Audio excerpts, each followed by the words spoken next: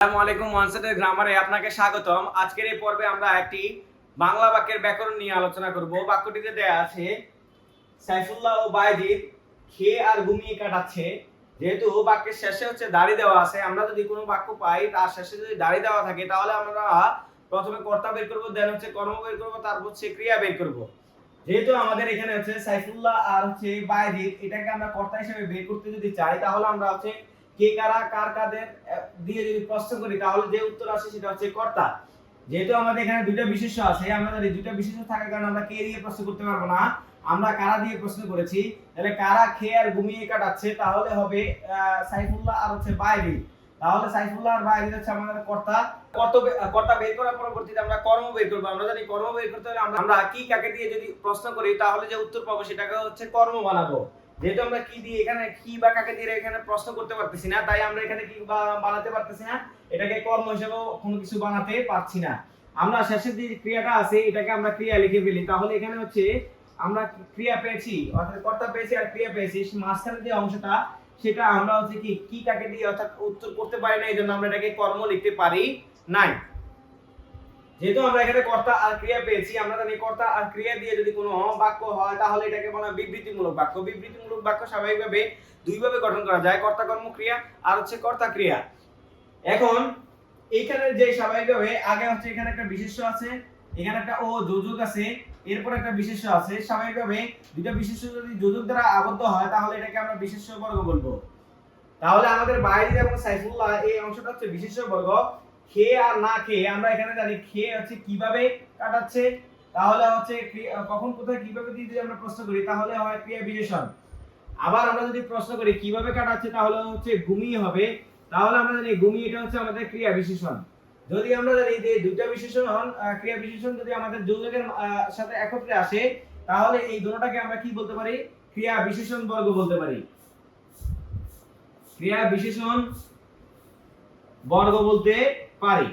এখন আমাদের এখানে কর্তা পেয়েছি, ক্রিয়া বিশেষণ পেয়েছি আর ক্রিয়া পেয়েছি। আমরা এই বাক্যটাকে যদি আইডেন্টিফাই করতে চাই তাহলে আমাদের এখানে কর্তাটা আমাদের উদ্দেশ্য আর বাকি অংশটা বিধেয়।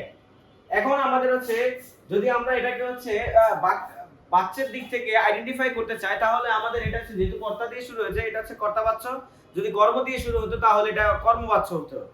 এখন আমরা এটা কি বিবৃতিমূলক বাক্য? অবশ্যই এটা বিবৃতিমূলক বাক্য। আর আমরা জানি বিবৃতিমূলক বাক্যটা সরল, জটিল এবং যৌগিক বাক্যের দিক থেকে সরল বাক্য হিসেবে কাউন্ট করা হয়। এখন আমরা এখানে কারক নির্ণয় করব। আমরা জানি কর্তাটা কর্তা কারক বা কর্তৃকারক। আর আমরা জানি কখন কোথায় কিভাবে দিয়ে যদি প্রশ্ন করি, আমরা কখন কোথায় কিভাবে দিয়ে যদি প্রশ্ন করি তাহলে যে উত্তর আসে সেটাকে আমরা কি বলি, ক্রিয়া বিশেষণ।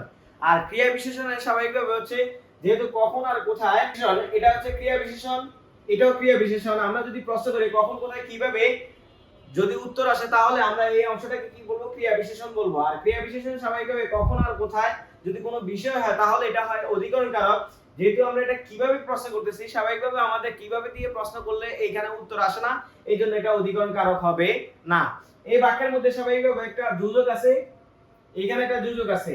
এছাড়া স্বাভাবিকভাবে আমরা এখানে ক্রিয়া বিশেষণের সাথে এবং ক্রিয়া বিশেষণের দুইটা ক্রিয়া বিশেষণের সাথে আমরা এ পেয়েছি, অর্থাৎ বিভক্তি পেয়েছি। যদি কোনো শব্দের সাথে অর্থাৎ ক্রিয়া ছাড়া যদি কোনো শব্দের সাথে বিভক্তি আসে তাহলে আমরা এটাকে বলি শব্দ বিভক্তি, আর যদি ক্রিয়ার সাথে আসে তাহলে আমরা এটাকে বলি ক্রিয়া বিভক্তি। এখন এই বাক্যের মধ্যে স্বাভাবিকভাবে ক্রিয়াটা একটা ক্রিয়া আছে, এইজন্য এটাকে বলা সমাপিকা ক্রিয়া। যদি না থাকতো তাও এটাকে আমরা কি বলতাম, সমাপিকা বলতাম। আর যদি এখানে একাধিক ক্রিয়া থাকতো তাহলে শেষেরটা সমাপিকা হতো, এর আগে যেগুলো আছে এগুলো অসমাপিকা ক্রিয়া হতো। যদি বিশেষ্য বিশেষণ এবং ধনাত্মক অব্যয়ের পরবর্তীতে যদি আনা থাকতো তাহলে আমরা নাম ক্রিয়া বলতাম। যদি বিশেষ্য বিশেষণ এবং ধনাত্মক ক্রিয়ার পরবর্তীতে আমরা যদি কি বলতাম, করা ধরা মারা হওয়া খাওয়া দেওয়া যদি থাকতো তাহলে আমরা এটাকে সংযোগ ক্রিয়া বলতাম। যেহেতু এখানে স্বাভাবিকভাবে আমাদের ক্রিয়ার মধ্যে এই ক্রিয়াটার সাথে কর্ম নেই, এইজন্য এটা আমরা অকর্মক বলবো। যদি কর্ম থাকতো তাহলে আমরা এটাকে সকর্মক বলতাম, আর যদি দুইটা কর্ম থাকতো তাহলে আমরা এটাকে দ্বিকর্মক বলতাম। আশা করি এই আলোচনাটি আপনারা বুঝতে পেরেছেন। যদি আপনাদের আলোচনাটি পছন্দ হয়ে থাকে তাহলে লাইক করবেন, কমেন্ট করবেন, শেয়ার করবেন।